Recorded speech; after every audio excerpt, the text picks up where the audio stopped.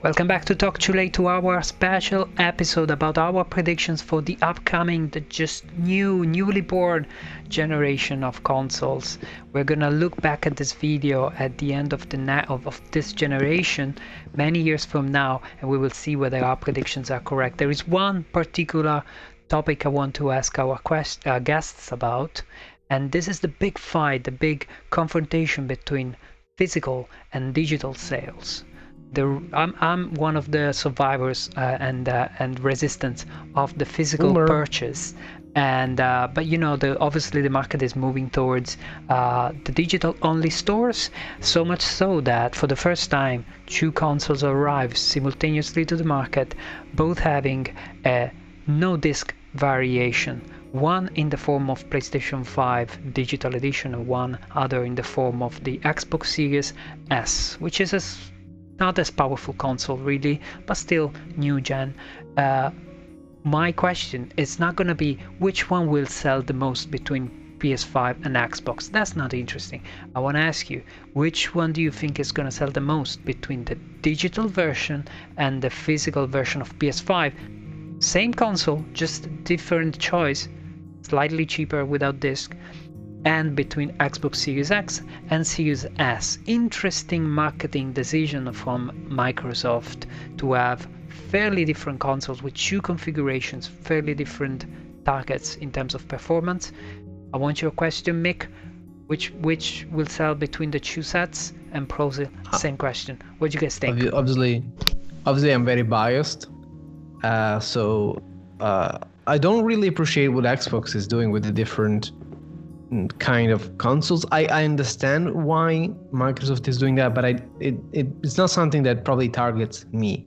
I'm very much more appreciate, you get the whole console and maybe you can choose with or without the disc, the actual physical disc.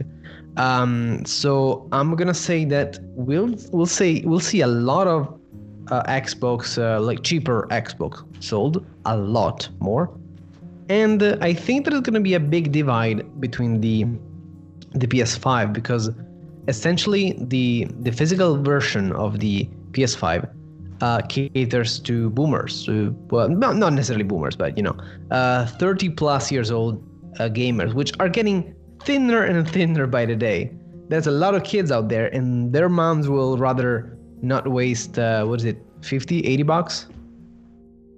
I think it's something like that. Yeah, we don't know how the digital stores, how expensive they are gonna be, but still. Probably, yeah. I've bought only digital games. The last two games that I bought physical are right here. Yeah, but that doesn't matter. That doesn't matter because you could buy them on a PC system, and the PC is a multi-store environment. It's a multi-store ecosystem. True. But console stores are mono stores. You can only buy from them. So it's a monopoly. It's very tricky. Anyway, I think just to cut it short, the end result. Just to cut it short, which one is going to win between on both PS5 side and Microsoft side? Cheaper one, for sure. Both the digital and Xbox Series S. You think it's going to sell more Xbox Series S? Yeah, I think ultimately the numbers will be very close, but I think it's going to be bigger. Interesting point. Prosil, which one do you think? I think it will be a fair split, 50-50. I think PlayStation 5 digital is more accessible, but at the same time, people will realize that maybe will sell a bit more because you cannot use your games, your old disc from the PS4 on that. That's the first reason. So I think will be very close, maybe 60-40 on PlayStation, and people would say that maybe a $50 difference is not enough. $100 difference is not enough. When it comes to I think when they will release the Slim, this is something I want to add. I don't think they're gonna release a Slim version with the disc. That's the first thing. Sure. When it comes to Xbox, I think that what's gonna sell more is the version with the disc, simply because it's the more complete on the market and it's the most powerful console and has a selling point, whereas the Series S, it's a very interesting machine for now. if you ask me, it's the machine to buy now, but I will be holding 2 years. And no matter what, I don't think this is gonna be supported as they sell it. Very interesting. For the sake of the records, here my prediction. I think that PlayStation 5 physical at the end of the generation, so maybe 6, 5, 8 years from now, physical will sell 70% of the overall machines. Because as Prosil was saying, what you go and save is not so much. At the moment, this balance is still in favor of the digital, because the physical version of the console is super ugly.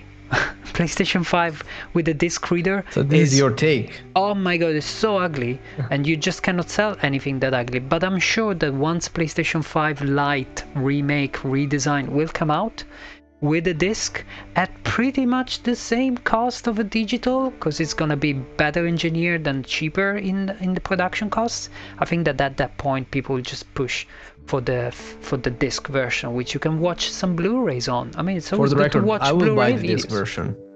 Cool.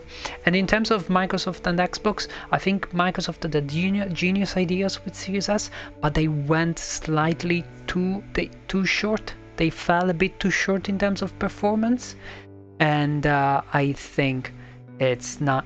Ultimately, Xbox Series X will be the reigning console, so much so that, you know, Series S will just be used in certain countries, but overall Series X will sell by, again, a majority, a good majority, maybe 70% of Xboxes. That's our prediction for the future. In this segment, I want to include another question which is tied to the generational divide, sort of to this conversation. We're talking about 4K TVs and 4K generation. Simple, very simple question. By the end of this console generation, so when we will be rating ourselves for purchasing a PlayStation 6, will each and every single household have a 4K TV?